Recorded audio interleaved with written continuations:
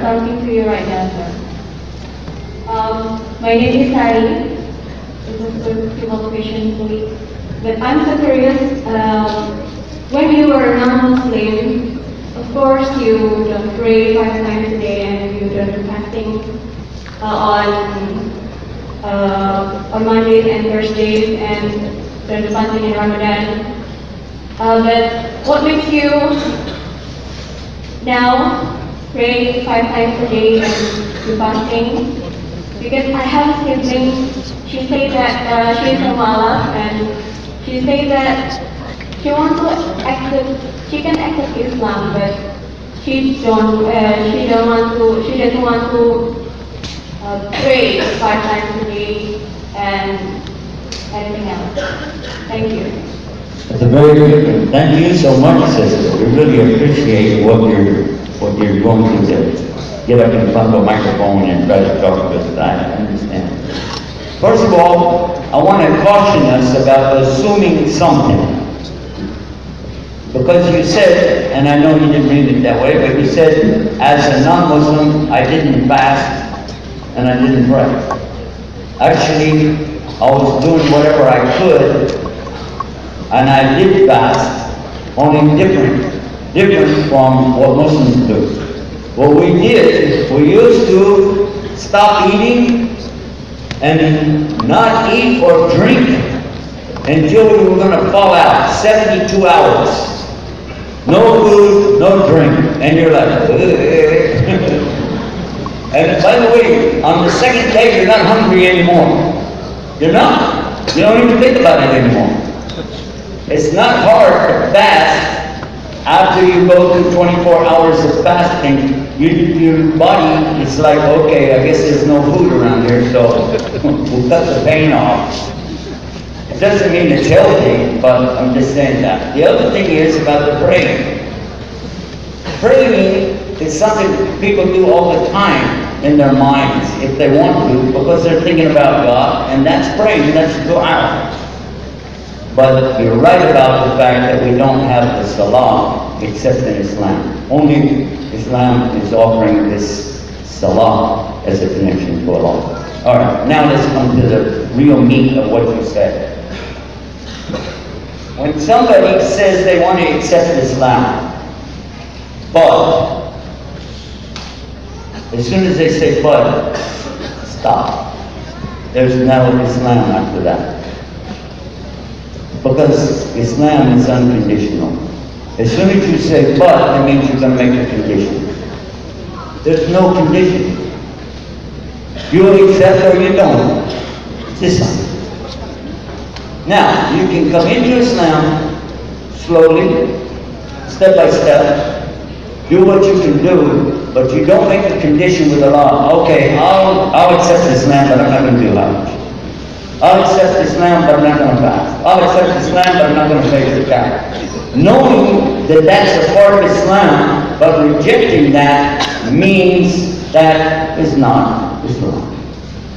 Let's look at the meaning of the word, and then I think it will help us, okay? The word Islam is actually coming from a verb, aslama. Aslama is an action. Aslama comes from a root which is silm, sin, lam, mim. And from this is like a beautiful flower coming up out of the ground. It's amazing what this one word has attached to it. Aslama is only one part of silm, but aslama contains in itself many beautiful blossoms. Watch this. In order to have real Islam, in English, you can't do it with one word. Aslam covers it. Islam, the noun, covers it. But in English, you need this. Watch.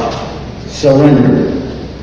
Now, this is a total surrender. Everybody go like this. No, put them up. Come on. Now, cross your hand like this. You're ready for airport security.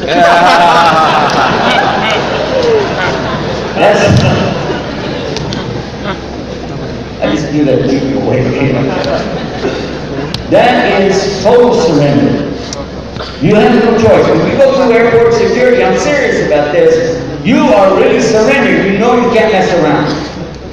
If they say, go through this line. You don't go, I don't like that color. Can I go through this line over here? You don't do that. Or they say, take off your jacket. You say, no, I'll take off my shoes, but I won't take off. No, you're going to be in serious trouble.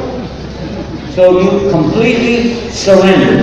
That's the first word. Second word is you're going to be in submission. Again, we can go back to airport security. In total submission, if they tell you, go over here, stay over there, stand up, one leg, other leg, don't move. You will have to do it because that's submission. Yeah. Surrender, submission. There's one more, obey.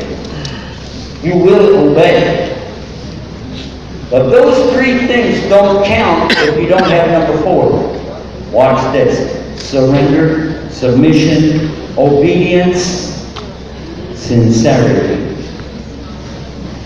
Ikhlas. You have to have sincerity or Allah won't accept it. Is that true? Can I get by with 99% sincerity? 99.99? 9999999? No. Has to be 100%. Not 101, because there's no such thing. 100% sincerity for Allah. Means I made a choice. For the Christians, I'd like to remind you, it's in the Lord's Prayer twice in the New Testament.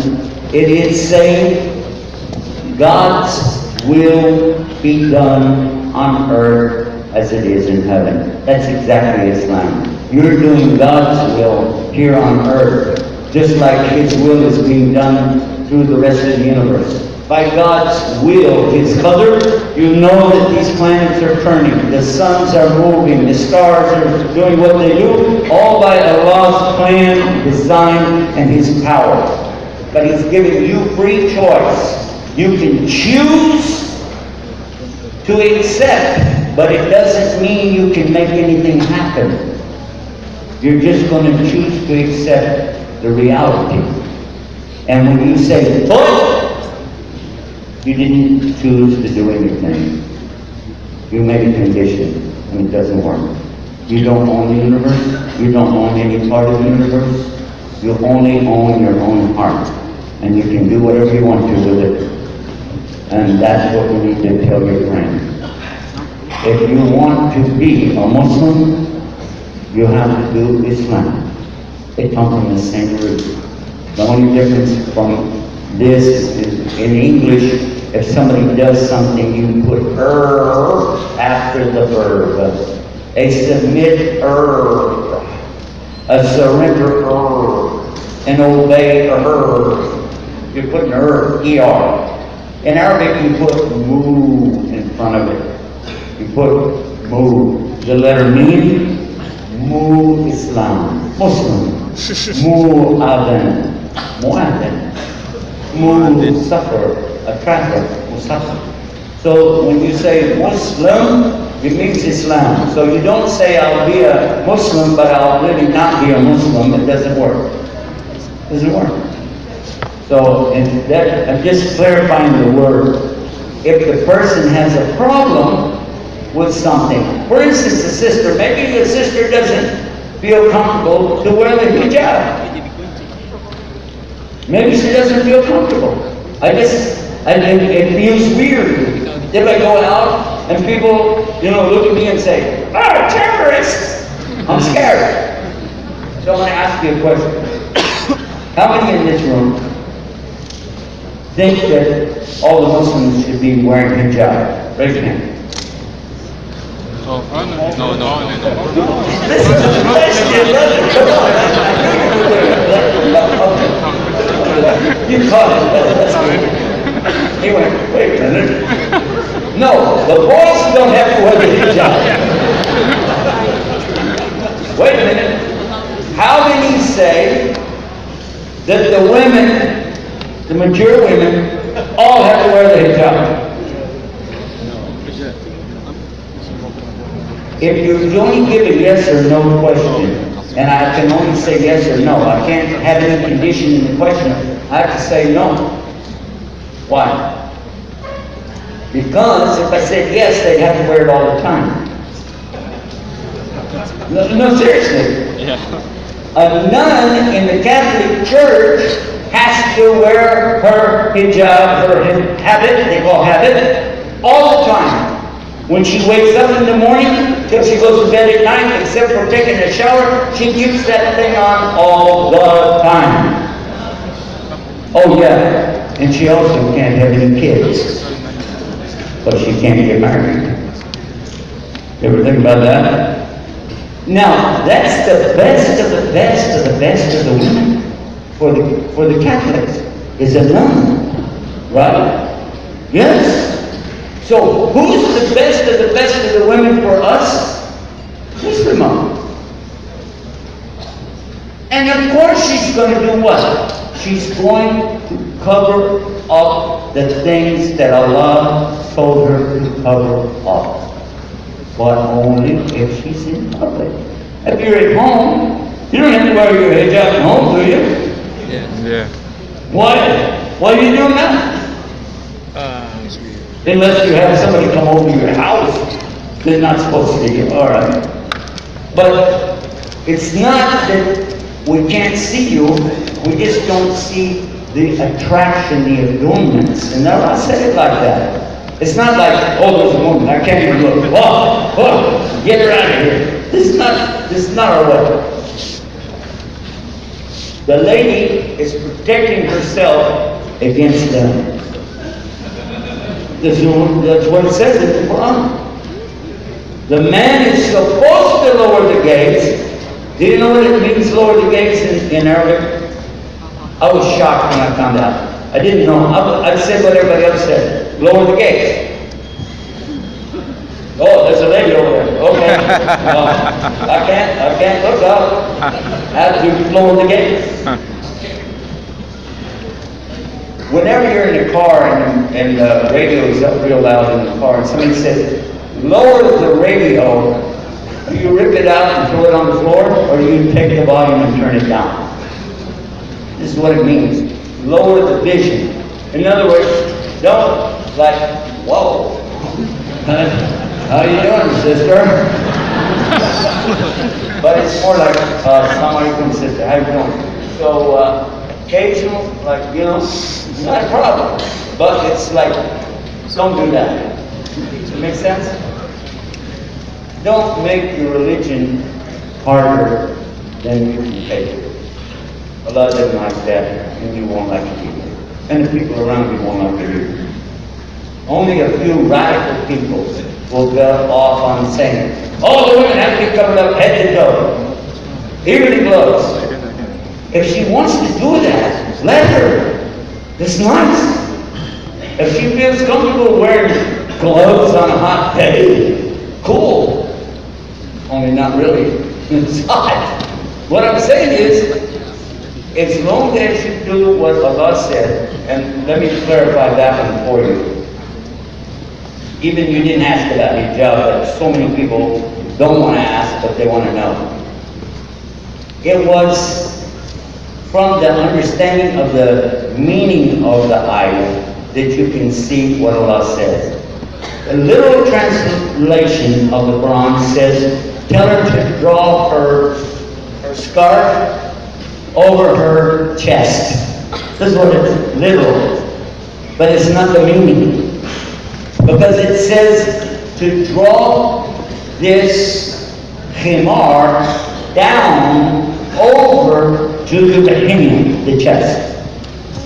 So when they asked Ahmad ibn Hanbal about this, he demonstrated by he has a big scarf. I don't have one with me today, but you have like a big scarf right here. And see, the women, they used to wear, they used to wear something like this, called it a khimar. It was on the back, like this. And what he did, he pulled it down over the front, and he pulled it back so he could see out of the corner like this, and he said, this is it. That's how they understood it. So one eye or both eyes to see the way, and that's sufficient. So now here's something you want to think about. If you start decorating it up with blinking lights, You kind of missed the point. Is that right? Yeah? You know what I'm saying? Like a Christmas tree. You got blinking lights all over your job. Doesn't work. So, if a sister would like to cover, she wants to wear all black. I know that a lot of you sisters are doing it, mashallah. If you want to do that, you should encourage it. But don't demand something that Islam didn't demand. If they want to wear a color, that's cool. If they want to wear white, that's cool. Very cool. On a hot day, isn't it? So, I want to mention that because if a person have a problem with the salah, let's find out what the problem is. If they have a problem with fasting, let's find out what the problem is.